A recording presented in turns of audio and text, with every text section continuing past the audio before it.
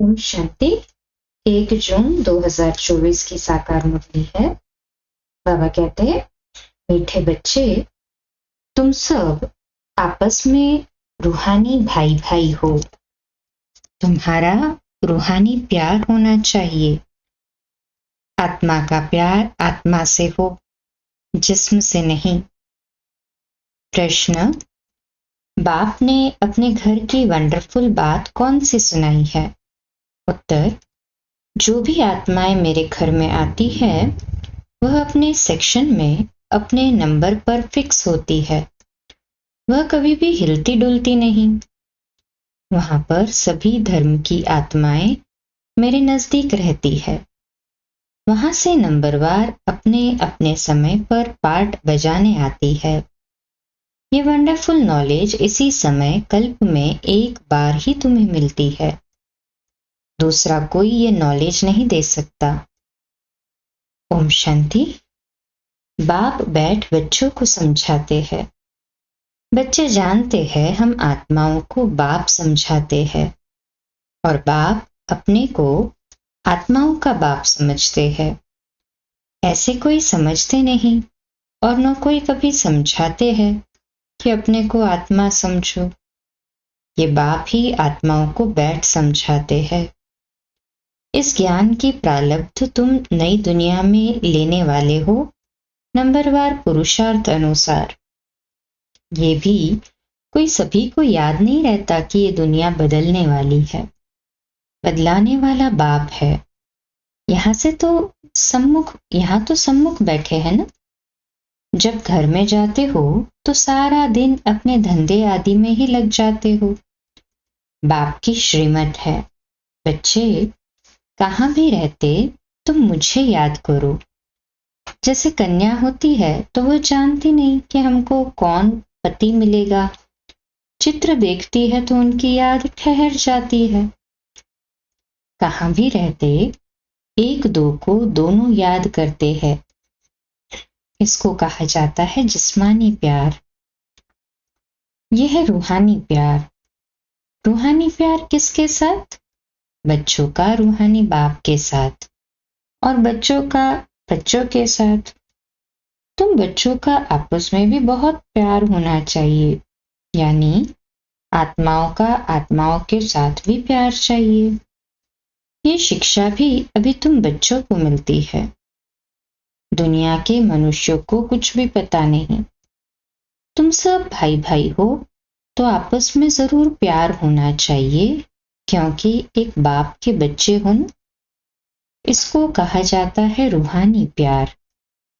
Drama plan अनुसार सिर्फ पुरुषोत्तम संगम युग पर ही रूहानी बाप आकर रूहानी बच्चों को सम्मुख समझाते हैं और बच्चे जानते हैं कि बाप यहाँ आए हुए हैं।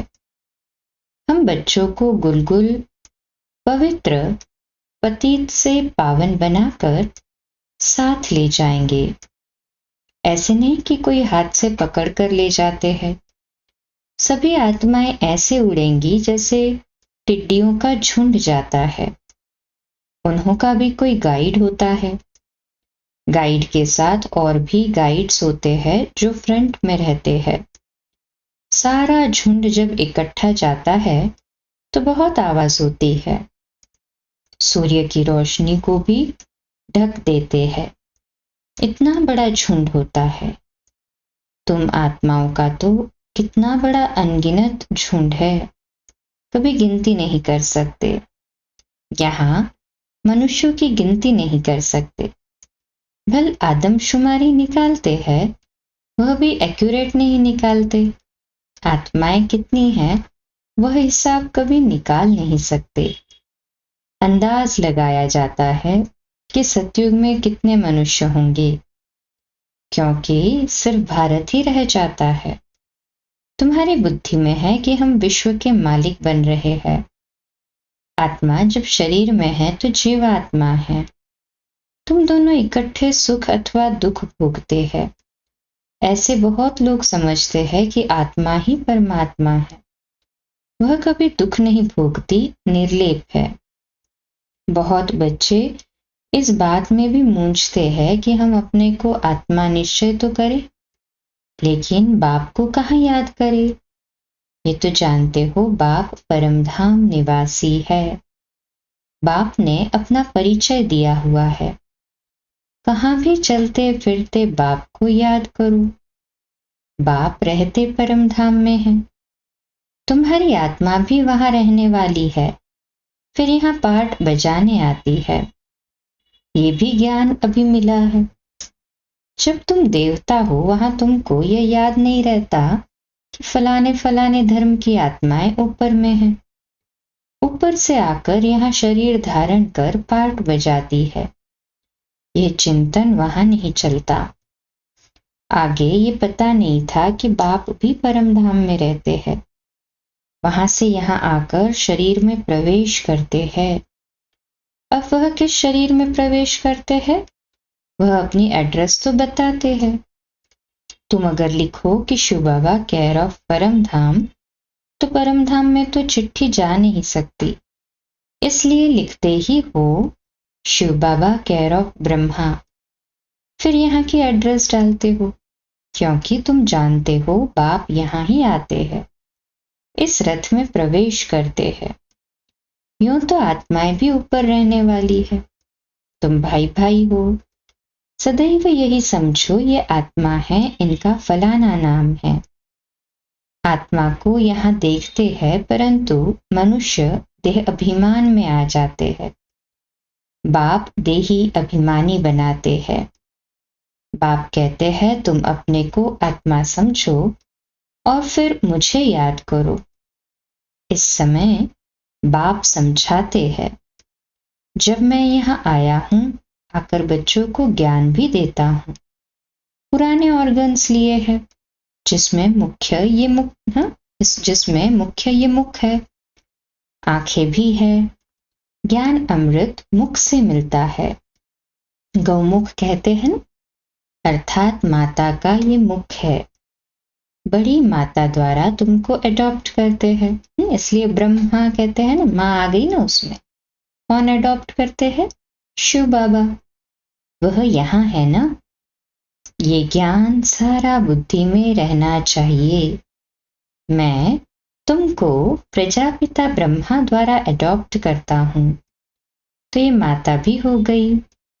गाया भी जाता है, तुम मात पिता हम बालक तेरे, तुम्हारी कृपा से सुख घनेरे। तो वह सब आत्माओं का बाप है। उनको माता नहीं कहेंगे, वह तो बाप ही है। बाप से वर्षा मिलता है, फिर माता चाहिए। वह यहाँ आते हैं। अभी तुमको मालूम पड़ा है बाप ऊपर में रहते हैं। हम आत्माएं भी ऊपर रहती है। फिर यहाँ आती है पाठ बजाने। दुनिया को इन बातों का कुछ भी पता नहीं। वह तो ठिक्कर भीतर में परमात्मा को कह देते हैं, फिर तो अनगिनत हो जाए। इसको कहा जाता है घोर अंधियारा। गायन भी है, ज्ञान सूर्य प्रगटा, अज्ञान अंधेर विनाश। इस समय तुमको ज्ञान है। यह है रावण राज्य, जिस कारण अंधियारा है। वहां तो रावण राज्य होता नहीं, इसलिए कोई विकार नहीं, देह अभिमान भी नहीं। वहां आत्म अभिमानी रहते हैं। आत्मा को ज्ञान है। अब छोटा बच्चा है, अब हम जवान बने हैं, अब वृद्ध शरीर हुआ है, इसलिए अब ये शरीर छोड़ दूसरा लेना है। वहां ऐसे नहीं कहते फलाना मर गया, वह तो है ही अमर लोग। खुशी से एक शरीर छोड़ दूसरा लेते हैं। अभी आयु पूरी हुई है, ये छोड़ नया लेना है, इसलिए सन्यासी लोग सर्प का मिसाल देते हैं। मिसाल वास्तव में बाप का दिया हुआ है, वह फिर सन्यासी लोग उठाते हैं। सर्प अपनी पुरानी खाल अर्थात कैंचुली स्व इच्छा से छोड़ता है। उसको दुख नहीं होता। ऐसे हम भी पुराना शरीर खुशी खुशी छोड़े। तब बाप कहते हैं ये जो ज्ञान मैं तुमको देता हूं, ये प्रायलोक हो जाता है। बाप के अक्षर भी है तो चित्र भी है, परंतु जैसे आटे में नमक, तो बाप बैठ अर्थ समझाते हैं। जैसे सर्प पुरानी खाल छोड़ देता है और नई खाल आ जाती है, उनके लिए ऐसे नहीं कहेंगे एक शरीर छोड़ दूसरे में प्रवेश करते हैं। नहीं, खाल बदलने का एक सर्प का ही मिसाल है। वह खाल उनकी देखने में भी आती है। जैसे कपड़ा उतारा जाता है, वैसे सर्प भी खाल छोड़ देता है, दूसरी मिल जाती है। सर्प तो जिंदा ही रहता है, ऐसे भी नहीं सदैव अमर रहता है। 2-3 खाल बदली कर फिर मर जाएंगे। वहां भी तुम समय पर एक खाल छोड़ दूसरी ले लेते हो। जानते हो अभी हमको गर्भ में जाना है, वहां तो है ही योग बल की बात। योग बल से तुम जन्मते हो, इसलिए अमर कहा जाता है। आत्मा कहती है अब हम बूढ़ा हो गया हूं, शरीर पुराना हुआ है। साक्षात्कार हो जाता है, अब हम जाकर छोटा बच्चा बनूंगा। आप ही शरीर छोड़ आत्मा भाग कर जाए छोटे बच्चे में प्रवेश करती है। उस गर्भ को जेल नहीं महल कहा जाता है।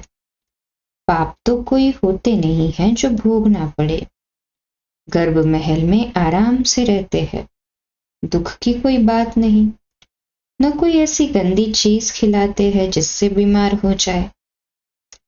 अब बाप कहते हैं बच्चे, तुमको निर्वाण धाम में जाना है। ये दुनिया बदलनी है, पुरानी से फिर नई होगी। हर एक चीज बदलती है। झाड़ से बीज निकलते हैं, फिर से बीज लगाओ तो कितना फल मिलता है। एक बीज से कितने दाने निकलते हैं। सतयुग में एक ही बच्चा पैदा होता है योग बल से। यहाँ विकार से 4-5 बच्चे पैदा करते हैं। सतयुग और कलयुग में बहुत फर्क है जो बाप बतलाते हैं। नई दुनिया फिर पुरानी कैसे होती है, उसमें आत्मा कैसे 84 जन्म लेती है, ये भी समझाया है। हर एक आत्मा अपना अपना पार्ट बजाकर फिर जब जाएगी तो अपनी अपनी जगह पर जाकर खड़ी रहेगी। जगह बदलती नहीं है। अपने अपने धर्म में अपनी जगह पर नंबरवार खड़े होंगे, फिर नंबरवार ही नीचे आना है। इसलिए छोटे छोटे मॉडल्स बनाकर रखते हैं मूल वतन के। सब धर्मों का अपना अपना सेक्शन है। देवी देवता है पहला धर्म, फिर नंबरवार आते हैं। नंबरवार ही जाकर रहेंगे। तुम भी नंबरवार पास होते हो, उन मार्क्स के हिसाब से जगह लेते हो। ये बाप की पढ़ाई कल्प में एक ही बार होती है। तुम आत्माओं का कितना छोटा सींचरा होगा, जैसे तुम्हारा इतना बड़ा झाड़ है। तुम बच्चों ने दिव्य दृष्टि से देखकर फिर यहाँ बैठकर चित्र आदि बनाए हैं। आत्मा कितनी छोटी है, शरीर कितना बड़ा है। सब आत्माएं वहां जाकर बैठेंगी। बहुत थोड़ी जगह में नजदीक में जाकर रहती है। मनुष्यों का झाड़ कितना बड़ा है। मनुष्यों को तो जगह चाहिए, चलने फिरने, खेलने, पढ़ने, नौकरी करने की। सब कुछ करने की जगह चाहिए। निराकारी दुनिया में आत्माओं की छोटी जगह होनी है, इसलिए इन चित्रों में भी दिखाया है। बना बनाया नाटक है। शरीर छोड़कर आत्माओं को वहां जाना है। तुम बच्चों की बुद्धि में है कि हम वहां कैसे रहते हैं और दूसरे धर्म वाले कैसे रहते हैं।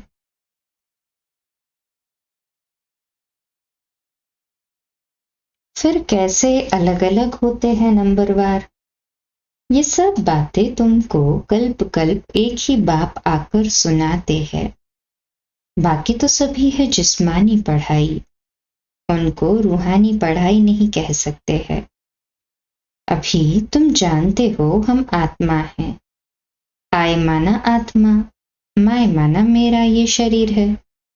मनुष्य ये नहीं जानते, उन्हों का तो सदैव दैहिक संबंध रहता है।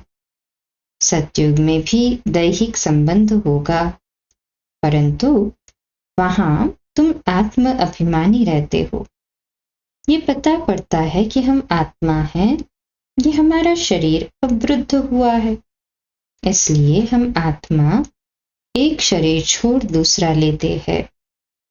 इसमें मूंझने की कोई बात नहीं है।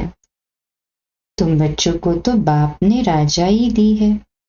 मिल रही है ना बाबा से, राजाई ले रहे हैं ना सभी, कहे हाँ जी बाबा। तुम बच्चों को तो बाप से राजाई लेनी है, जरूर बेहद का बाप है ना। मनुष्य जब तक ज्ञान को पूरा नहीं समझते हैं तब तक अनेक प्रश्न पूछते हैं। ज्ञान है तुम ब्राह्मणों को, तुम ब्राह्मणों का वास्तव में मंदिर भी अजमेर में है। एक होते हैं पुष्करनी ब्राह्मण, दूसरे सार सिद्ध ब्राह्मण। अजमेर में ब्रह्मा का मंदिर देखने जाते हैं। ब्रह्मा बैठा है, दाढ़ी आदि दी हुई है, उनको मनुष्य के रूप में दिखाया है। तुम ब्राह्मण भी मनुष्य के रूप में हो। ब्राह्मणों को देवता नहीं कहा जाता है। सच्चे सच्चे ब्राह्मण तुम हो, ब्रह्मा की औलाद। वो कोई ब्रह्मा की औलाद नहीं है। पीछे आने वालों को तो ये मालूम नहीं पड़ता है। तुम्हारा ये विराट रूप है, ये बुद्धि में याद रहना चाहिए। ये सारी नॉलेज है जो तुम कोई को अच्छी रीति समझा सकते हो। हम आत्मा हैं, बाप के बच्चे हैं। ये यथार्थ रीति समझकर ये निश्चय पक्का पक्का होना चाहिए। ये तो यथार्थ बात है। सभी आत्माओं का बाप एक परमात्मा है। सभी उनको याद करते हैं।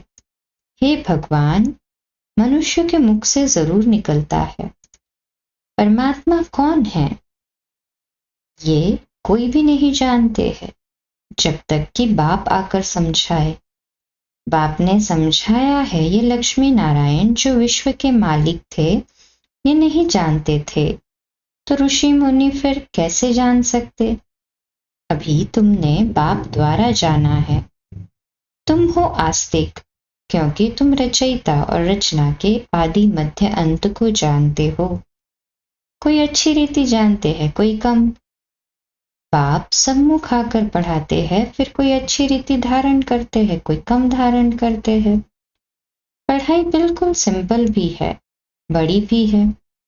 बाप में इतना ज्ञान है जो सागर को स्याही बनाओ तो भी अंत नहीं पाया जा सकता। बाप सहज करके समझाते हैं। बाप को जानना है, स्वदर्शन चक्रधारी बनना है, बस।